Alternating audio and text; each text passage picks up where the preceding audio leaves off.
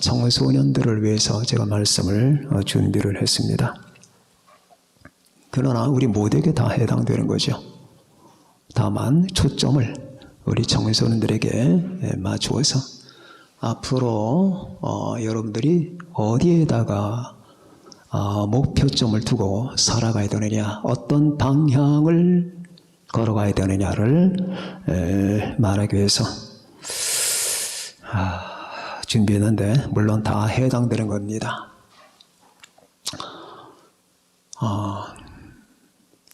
저는 이제 자전거를 타기 때문에 여러 길을 가봤습니다. 인천의 길만이 아니라 저기 원정을 떠나서 춘천에 의암호 길을 돌아봤고 한 27km 되죠. 그 다음에 가평길도 한 24km 됩니다. 거기다 이제 제 원정을 떠나서 가봤고, 팔당 후수 주변을 돌아봤고, 거기는 한 22km 됩니다. 그 외에도 인천에도 길이 좋은 데가 있어요. 저 아라뱃 길도 좋고요. 승기천 길도 좋고, 또 제가 여기서 자전거를 몰고 센트럴 파크까지 도착해 본 적도 있고, 우리 또 자전거 팀들이 있었기 때문에 참 좋은 습관인데 이게 지금 가동이 못 돼요.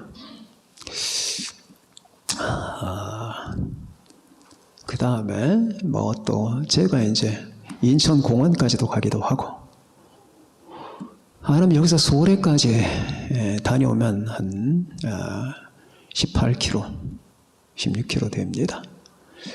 바다 비린내가 나고, 또 소래에서 소래 해안도로를 더 달리게 되면 더 멀리 다녀오게 됩니다. 길들이 좋아요. 옛날에는 아주 옛날에 이런 길들이 없었어요. 근데 우리나라가 지금 주변에 이 길을 잘 만들고, 둘레길, 산책길, 자전거 도로가 아주 잘 되어 있습니다. 가다 보면은 경관들이 뭐 소래길 가는 건 한국의 100대 경관 가운데 하나가 되고요. 그런데 길이 나쁜 길이 있어요. 길이 나쁜 길이 있습니다. 옛날에 제가 살던 동네의 길은 아주 나빴습니다. 잘못하면 사망합니다. 절벽도 있고요. 그런 나쁜 길도 있고, 이런저런 길들이 있습니다. 자, 성경이 길에 관한 언급이 많이 나와요.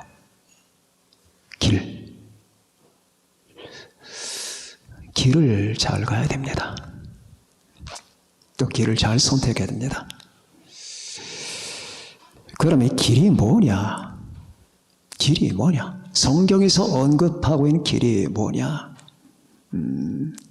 예를 들면은 시편 1편에 보면은 악인의 길과 의인의 길이 나옵니다. 복이 있는 사람들은 악인들의 길을 따르지 아니하며, 이렇게 계속 나가다가 무릇 의인들의 길은 여호와께서 인정하시나 악인들의 길은 망하리로다, 이렇게 나와요.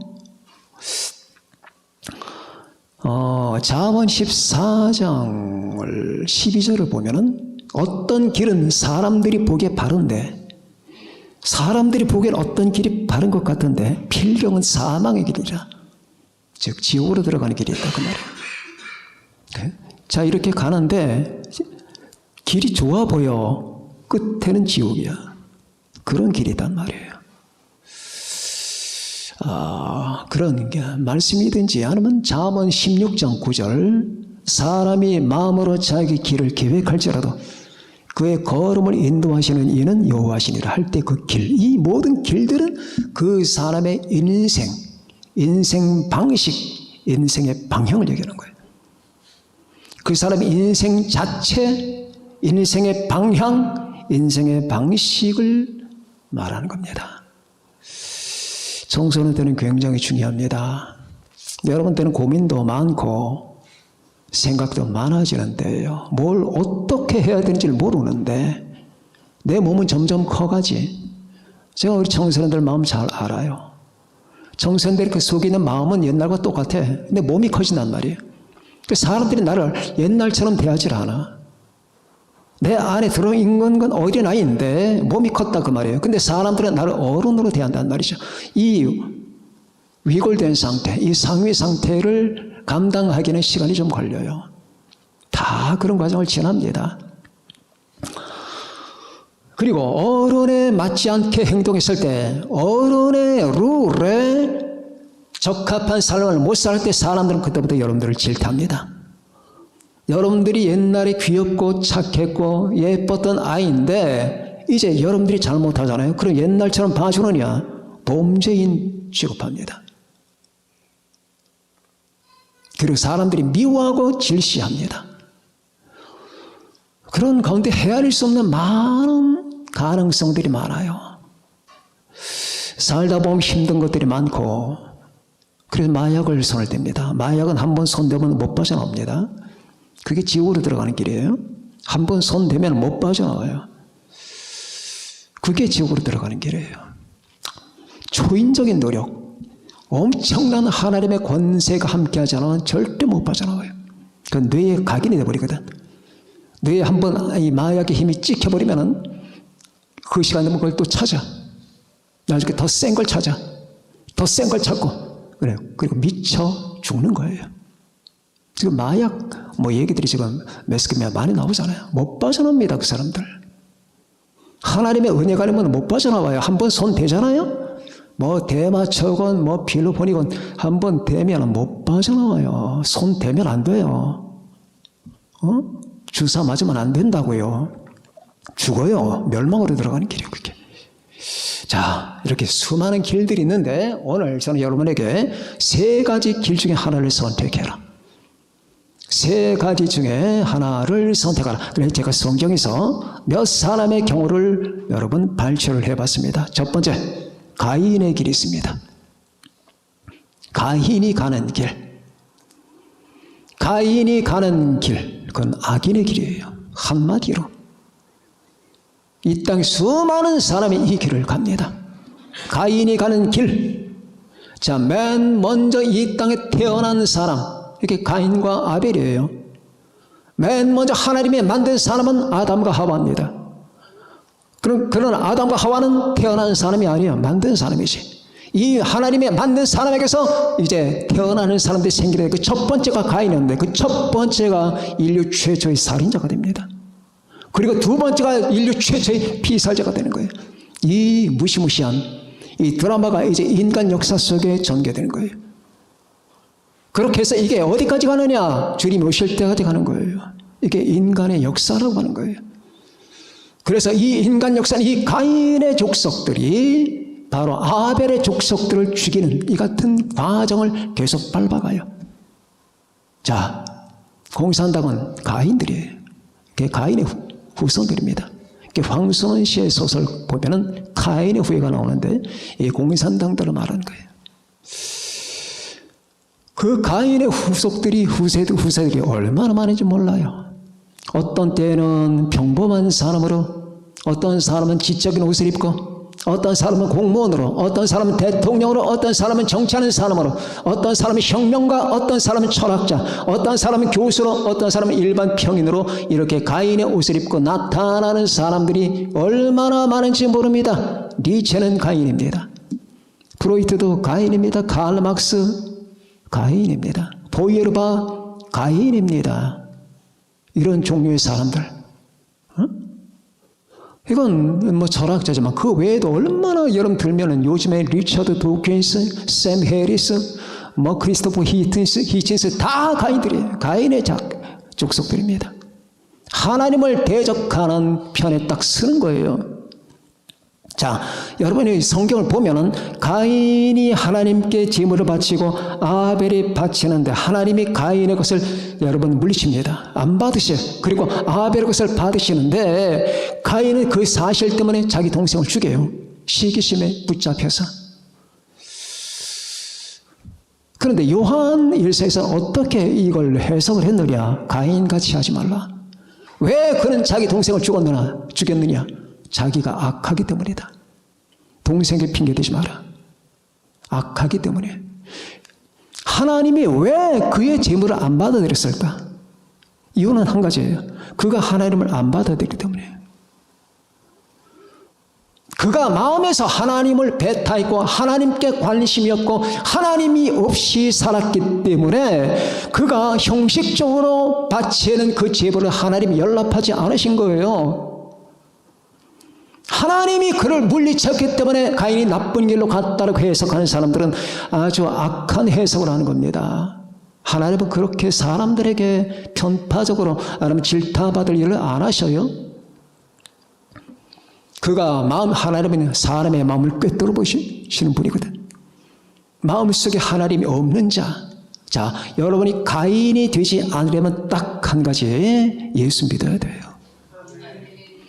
마음에 하나님이 없는 자, 어리석은 자는 그의 마음에 이르길 하나님이 없다 하도다. 시편 53편 1절의 말씀이 바로 그거예요. 어리석은 자는 그의 마음에 이르길 하나님이 없다 하도다. 그의 마음에 현실은 존재하시거든. 근데 마음에 자꾸 없다는 거예요. 없다. 없어야 있다고 생각하지 마라. 있다고 생각하면 곤란해. 네가 하나님의 지배를 받게 된다니까. 너보다 하나님이 위에 있게 돼. 너는 네 인생을 구가해야지. 네 멋대로 살아야지. 네 마음껏 포부를 펼치면서 죄악을 따라 네 방식대로 살아야지. 그런데 하나님이 있어봐라. 그게 가능하느냐? 어리석은 자는 그의 마음에 이르길 하나님이 없다 하도다. 그들은 가증한 악을 행하며 선을 행하는 자가 없도다. 선행하는 자가 없어요. 선을 행하는 자가 없도다.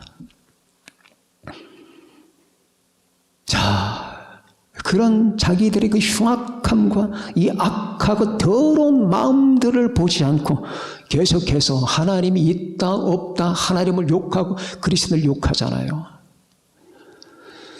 공산당이 얼마나 사람을 많이 죽였습니까?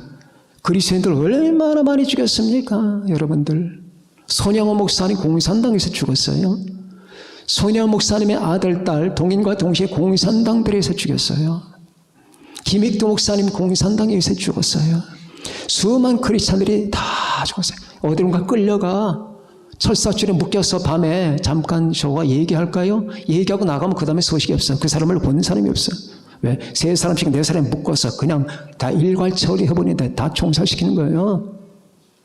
아니면 생으로 사람을 땅에 묻어버려. 예수의 믿는 목사님들이 땅에 묻힌 사람들 많아요. 그런 그들이 뭡니까? 얼마나 악하고 더러고 추악한 이 득을 하는 사람들이에요. 이거 다 가인의 족속들이에요. 그런데도 공산당 좋다는 사람도 있습니다. 말로는 공산당 아니지만 이상하게 좌편향돼서 이상한 논리를 펼치면서 세상을 거꾸로 보는 사람들이 있더라고요. 자, 그 외에 그들만 그러느냐?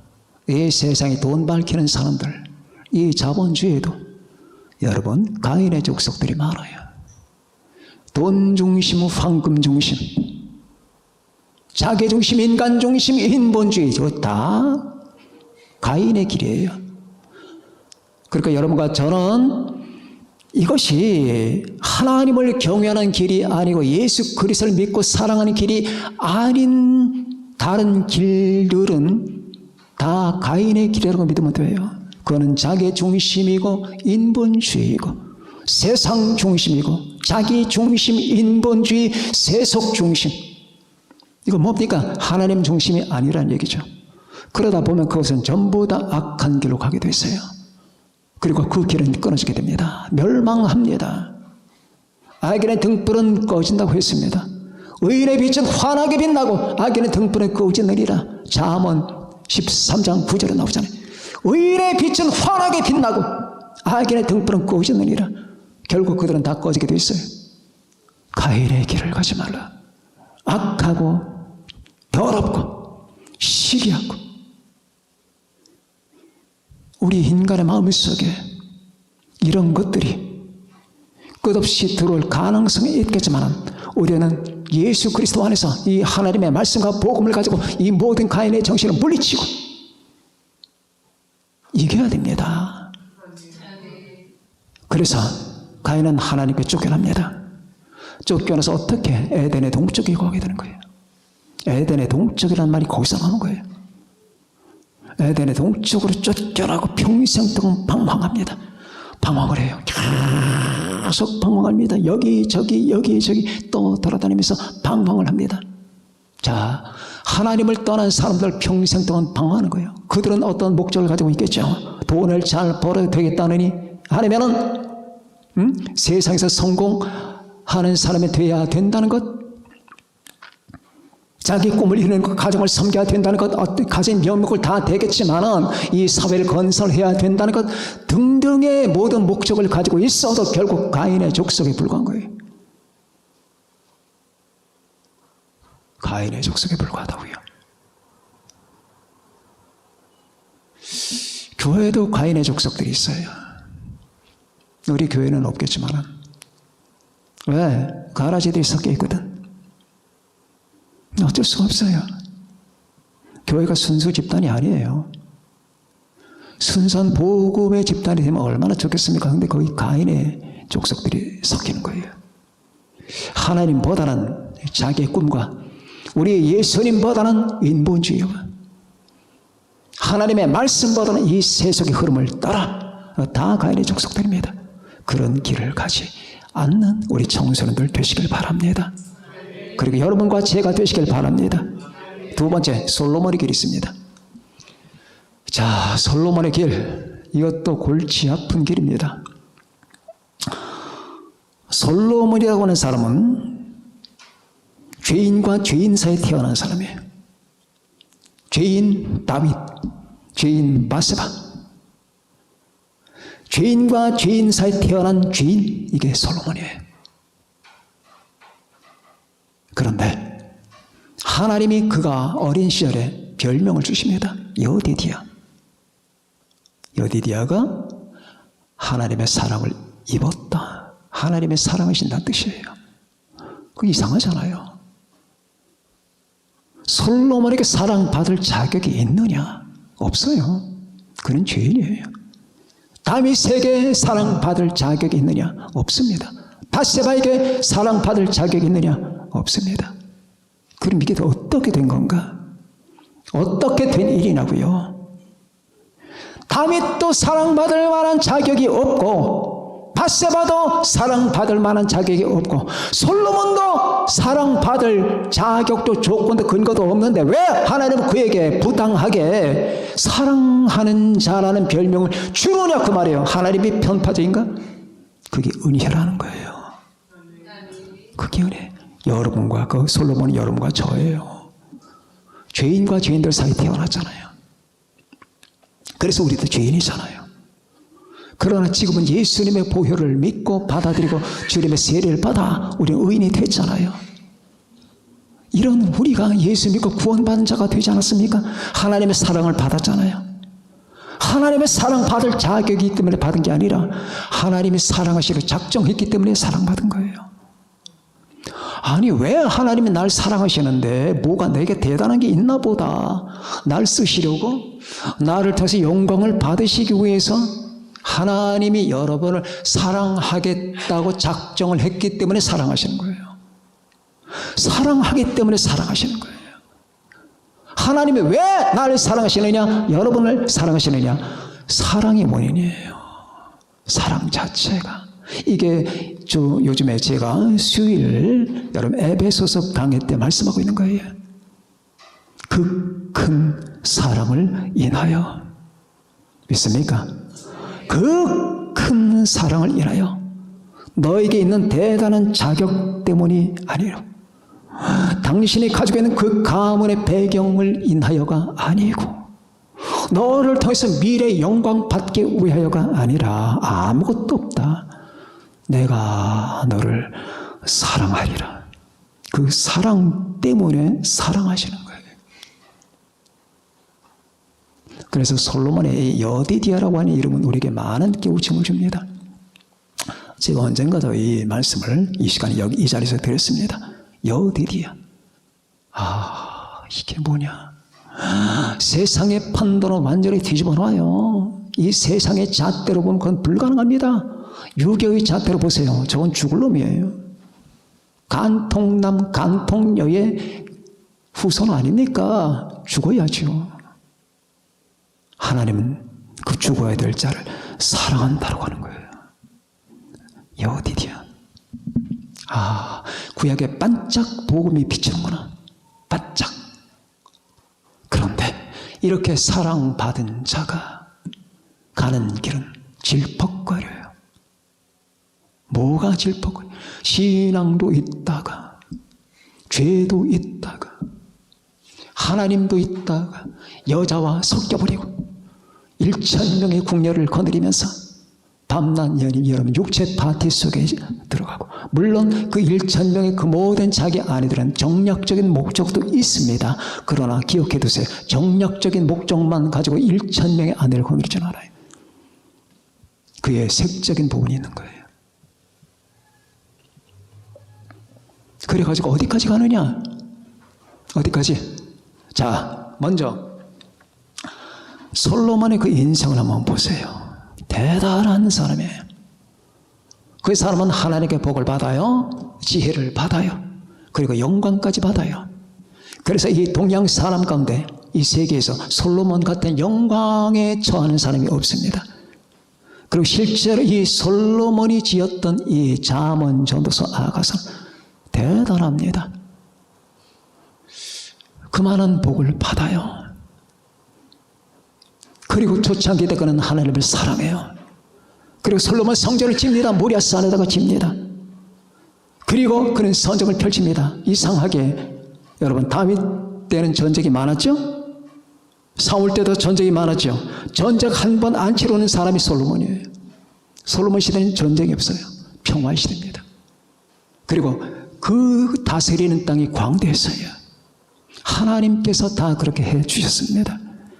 자, 이게 하나님의 은혜인데, 자, 그것만 보면 여러분들은 거기에 선망을 가져도 괜찮아요. 아, 솔로몬의 길도 좋구나.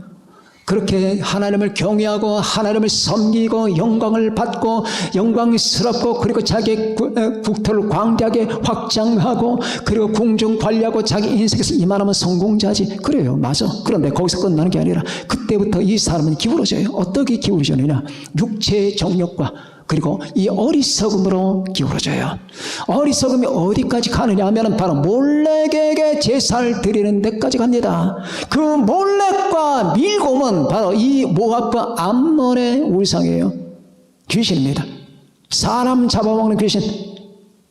우두인신. 대가리는 황소고 몸은 사람. 이게 우두인신이에요. 거기다가 애들 갖다 바쳐요. 불태워 죽입니다. 그러니까 인신 제사가 이런 식으로 나타나는데 솔로몬이 그걸 허락하는 거예요. 이 사람이. 그리고 그 몰렉 신당을 만드네. 예루살렘 동편에다가. 그러니까 어리석게 돼버리는 거야. 그러니까 이게 흐려진 거예요. 아주 흐려진 겁니다. 그러니까 마지막에 질퍽거리면서 마치 갯벌을 헤매듯이 그 멋지고 그 영광스럽던 솔로몬이라고 하는 존재가 이 광대한 갯벌 속에 들어가 진흙버리는 거예요. 혼미하게집니다. 그러니까 여러분 이걸 조심해야 돼요. 수많은 사람이 그 부와 영광을 봐. 아, 나도 저 길을 가야지. 삼성에 누가 되고 싶다. LG에 누가 되고 싶다. 그게 되고 싶어요? 자, 그런데 그리고 나서 질퍽거리는 거예요. 혼미하게 됩니다. 혼합됩니다. 이런 길을 가면 안 된다는 얘기예요. 평범하게 살아도 괜찮아요. 참된 정신, 진실한 신앙을 가지고 살면 되는 거예요. 집을 꼭 가져야 되느냐? 집이 있으면 좋겠죠. 여기저기 쫓겨다니지 않고. 그러나 작은 집도 괜찮아요. 없으면 어때? 세대로 살면 어때? 괜찮아. 내가 그 집 갖고 하늘나라 가는 거 아니야. 내가 가지고 가는 건 아무것도 없어. 내 몸도 내놓고 가는데 무슨. 그런 영광을 보면서 자꾸 흠모합니다. 그러나 솔로몬을 본받지 말아요. 우리 정선원들은 솔로몬의 길을 가면 안 돼요. 부자, 성공, 행복, 부자, 성공, 행복, 부자, 성공, 행복, 쟁취, 승리. 이 모든 계명은 우리를 잘못된 길로 인도합니다.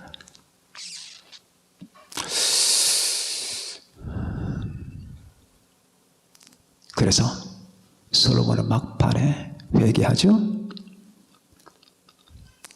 후회합니다. 자백합니다. 고백합니다. 참회합니다. 그 참회 회록이 전도서예요. 일의 결국을 다 들어봤다. 나는 안 해본 게 없다. 나는 저수지를 팠고 농사를 지었고 목축업을 헛고 내 과수원에 수천 수만 그루의 과수가 있었고 나는 금은 보화를 소유했고 내 왕국에는 꽉 찼었다. 나는 받은 지혜도 있다. 내 지혜를 따라올 자가 없었다. 그리고 나는 이것저것 다 탐구해봤다. 나는 철학자의 길도 갔다. 인생의 고뇌와 인생의 비밀을 탐구하면서 나는 계속 나아갔었다. 그리고 거기서 멈추지 않았다. 나는 쾌락을 탐닉했다. 인생의 이 짧은 인생 살면서 쾌락을 모른다면 어떻게 될 것인가 하면서 나는 끝없이 쾌락을 탐구했다. 그래서 이 여자 다 상대해봤고 이것저것 다 해봤다. 다 해봤다. 난 안 해본 게 없다. 그런데 이제 반전이 나타납니다. 잠언 31장 10절에 고운 것도 거짓되고 아름다운 것도 헛되나 여호와를 경외하는 여자는 칭찬을 받을 것이라. 그리고 잠언 여러분이 오늘 외우신 그 부분, 너는 청년의 때 나처럼 늙어 자빠질 때가 아니고 너는 청년의 때 너희 창조주를 기억하라. 곧 곤고한 날이 이르기 전에 나는 아무 낙이 없다고 할 해들이 가깝기 전에. 왜? 늙으면 아무 낙이 없거든. 아무 낙이 없다고 할 해들이 가깝기 전에 해와 빛과 달과 별들이 어둡기 전에 네 위에 있는 빛들은 다 꺼진다. 다 꺼진다. 해와 빛과 달과 별들이 어둡기 전에 비 뒤에 비가 온 다음에 다시 또 구름이 일어나기 전에 그리하라. 이것이 인생이다. 그런 일이 있기 전에 너희 창조주를 기억하라. 그리고 마지막에 12장 결론 부분에 내가 일의 결국을 다 들었다. 나는 내가 살아왔던 모든 인생 경력을 다 노출시켰다. 다 들었으니 하나님을 경외하고 그의 모든 명령들을 지킬지어다. 이것이 모든 사람의 본분이니라. 이게 결론이에요. 마지막에 후회했고 마지막에 자백했고 마지막에 뒤돌아섰으니까 됐겠지만 그러나 그렇게 다 인생 많이 날려버린 다음에 이렇게 하는 것은 결코 바람직한 상태는 아닙니다. 마지막 남았습니다. 세 번째, 이 광야의 아이. 이 아이는 이름이 없어요. 자, 오늘 여러분들이 이 오병이어 사건은 예수님의 공생애 때 세 번의 유월절이 있어요. 첫 번째 유월절, 두 번째 유월절, 세 번째 유월절이 있습니다. 그런데 이 사건은 두 번째 유월절에서 생긴 거예요. 자, 그러니까 그 벳세다 광야에서 수많은 무리가 주님을 따라왔고 주님의 말씀을 듣습니다. 추산하기는 한 2만 명, 2, 3만 명 됩니다. 남자만 5천 명이니까 여자는 세지도 않고 아이도 세지 않았어요. 그 당시에는 왜 세지 않느냐? 여자와 아이는 셈거리가 안 됐던 거예요. 그만큼 여자들이 박대를 받은 겁니다. 이걸 닦게 부순 게 예수님이에요. 자, 그런데 이 많은 사람들이 주님을 따라와 예수님의 말씀을 들은 다음에 이제 해가 서산으로 뉘어집니다. 이제 보내야 돼요. 그래서 주님의 긍휼심이 발동합니다. 불쌍하게 생각하면서 이 사람들을 어디서 먹을 것을 얻을까 하고 질문하시는 겁니다. 그랬더니 아유 선생님 이거 어디서 먹을 걸 얻다니요. 200데나리온의 떡을 동원시킨다 하더라도 이 사람들 코딱지만큼씩밖에 못 줍니다. 소위 그런 말이에요. 200데나리온. 200명의 노동자가 일을 한 품삯을 전부 다 동원시킨다 하더라도 요만큼씩밖에는 못 준다 그 말이에요. 그때 안드레가 선생님 주여 여기 한 어린애가 있는데 보리떡 5개 물고기 2마리를 가졌나이다. 그런데 아마 안드레도 그렇게 말하면서 말 하나 마나 아마 소용없을 거라고 생각하면서 얘기했을 거예요. 그게 얼마나 되겠습니까? 자, 그 당시에 보리떡이 바로 보통 서민들의 주식이었어요. 앉게 하라. 50명씩 앉게 하라. 자, 그러면서 주님은 이제 기적을 베푸시는 겁니다. 그 보리떡 5개 물고기 2마리를 앞에다 놓고 일단 하늘을 우러서 기도하신 다음에 눈 딱 뜨면서 떡을 떼기 시작하는데 그 보리떡 5개 물고기 2마리가 기하급수로 늘어나는 거예요. 거기 수만 명이 다 먹습니다. 배가 터질 정도로 먹어요. 그리고 12바구니가 남아요. 자, 이 비슷한 사건이 예수님의 생애 동안에 2번 나타납니다. 한 번은 그 다음에 이제 7 광무지리가 남아요. 12바구니, 바구니는 작아요. 광주리는 사람의 몸체가 들어갑니다. 7 광주리가 남아요. 그런데 이걸 누가 주님께서는 말씀으로 다 그렇게 할 수가 있어요. 그런데 주님께서는 말씀으로 없었던 걸 있게끔 안 하셔요. 있는 걸 가지고.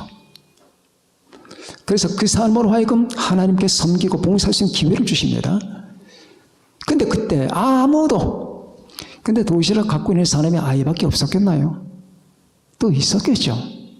근데 그걸 막상 바친 사람은 이 아이였어요. 이 아이가 바칩니다.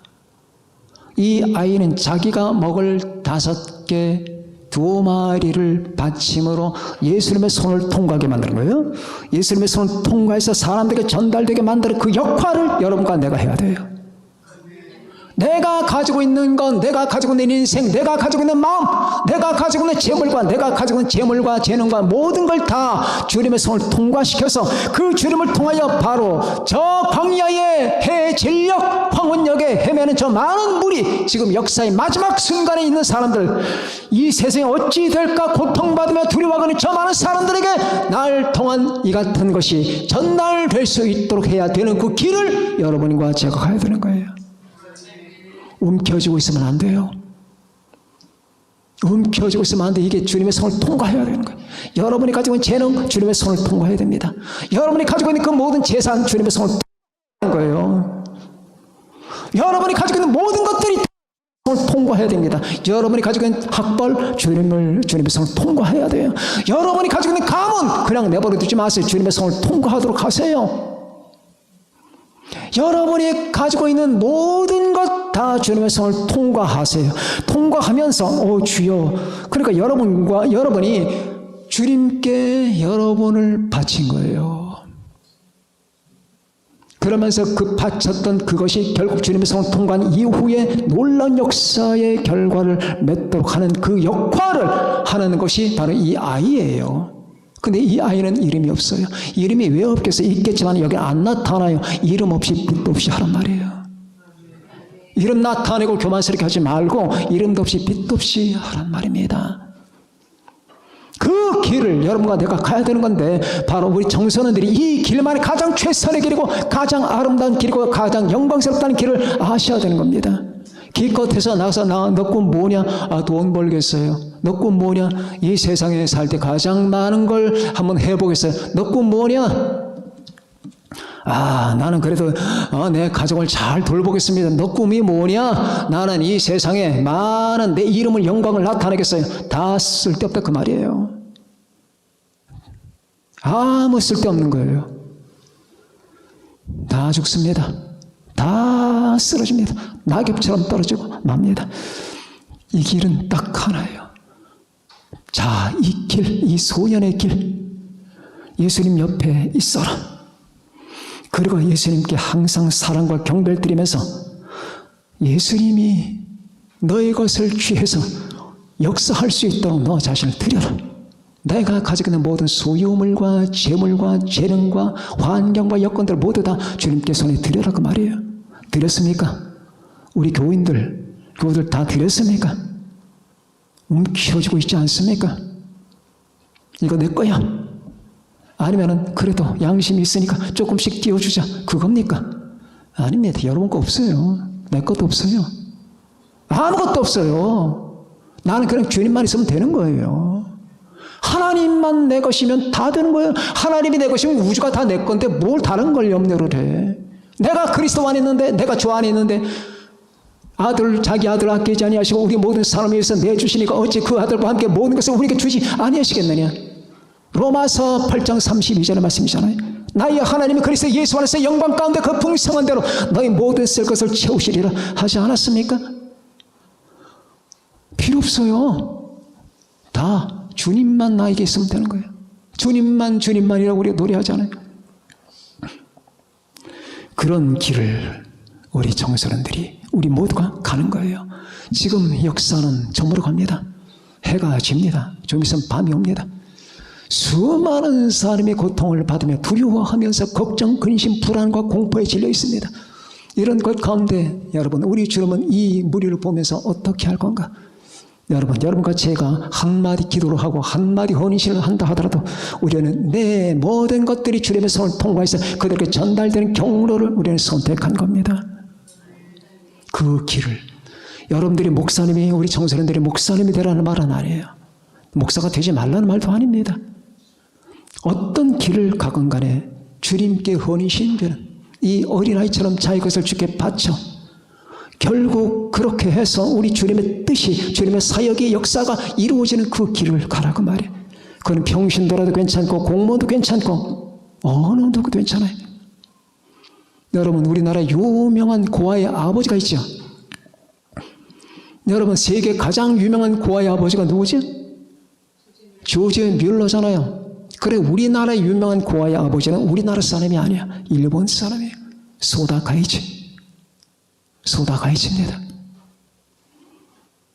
그 사람은 일본 사람인데 저 대만에 가서 일을 했습니다. 대만에서 독일 경영자의 밑에서 그는 사무원으로 직원으로 일을 하다가 어느 날 술을 너무나 많이 퍼마시고 그 추운 겨울에 땅바닥에 엎어졌어요. 그대로 두면 다 죽습니다. 얼어 죽는데 그 사람을 살린 사람이 한국 사람이에요. 한국 사람이 그를 살려. 이 사실을 깨닫고 나서 그는 한국으로 옵니다. 그리고 평생을 한국에 바친 거예요. 그 사람이 소다 가이십니다. 어떻게 바치느냐? 고아들. 그 당시 한국 얼마나 어려웠으면 전쟁이 끝나고 버려진 아이들 다 끌어모으는 거예요. 버려진 아이들 그들 다 품에 안고 그 아이들에서 헌신을 하는데 심지어 엄마가 없으니까 젖을 먹어야 되잖아. 근데 자기 몸에서 젖이 나오나? 이 아이를 안고 밤새 우는 아이를 데려가 집집마다 두드리면서 젖동량을 다닌 거예요. 이 젖 좀 주세요, 젖 좀 주세요 하면서 그렇게 해서 다 살려. 그 일을 평생 동안 하다가 96세 세상을 떠납니다.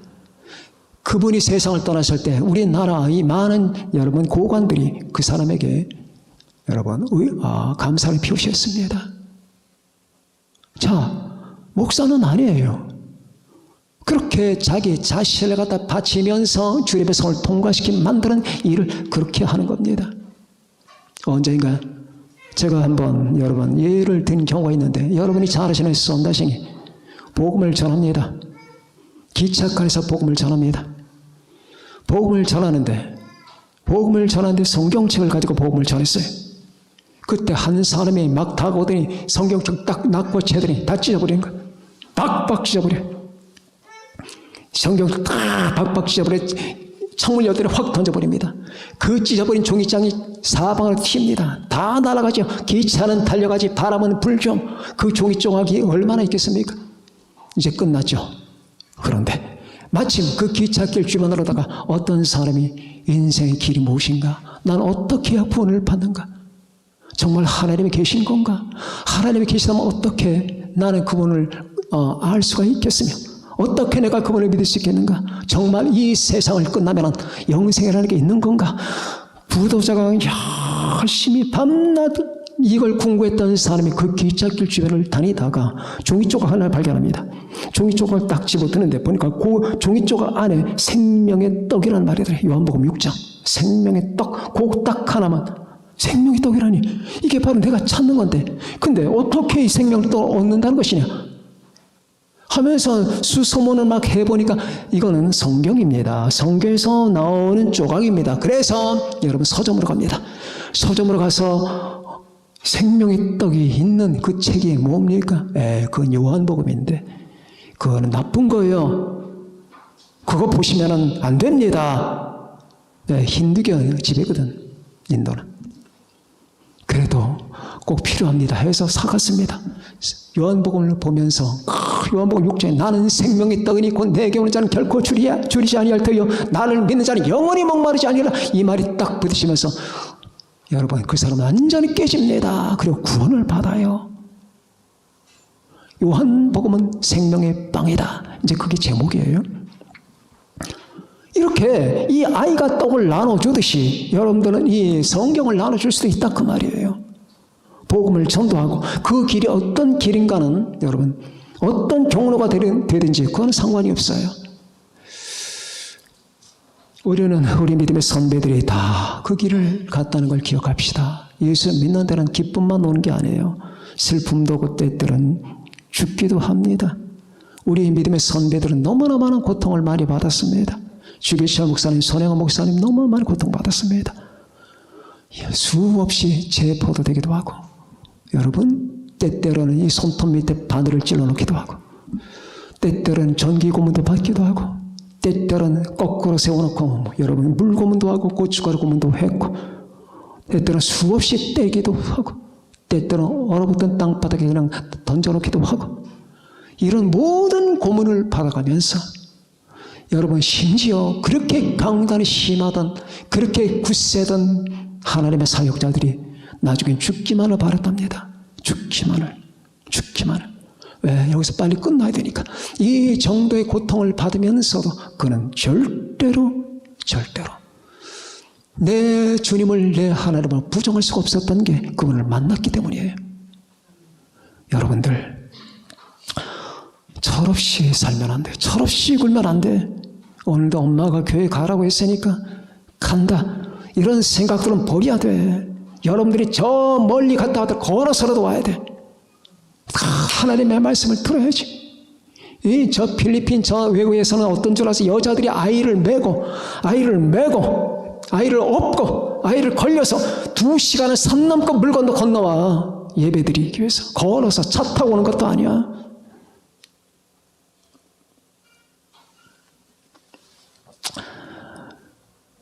여러분들이 주님을 제대로 만나길 바라요. 그래서 이제 얼마 남지 않은 세상 가운데서 어떤 삶의 방식을 취할 것인가? 가인의 길을 갈 것인가? 솔로몬같이 질퍽하고 혼합된 길을 갈 것인가? 이름도 빛도 없지만 이 어린아이 같은 인생을 택할 것인가? 고민하면서 여러분 주님이 원하시는 그 길을, 그래서 주님이 여러분을 통해서 영광 받으시는 길을, 얘야 잘했다, 경배를 받으시는 길을 가는 여러분과 제가 됩시다. 기도합시다.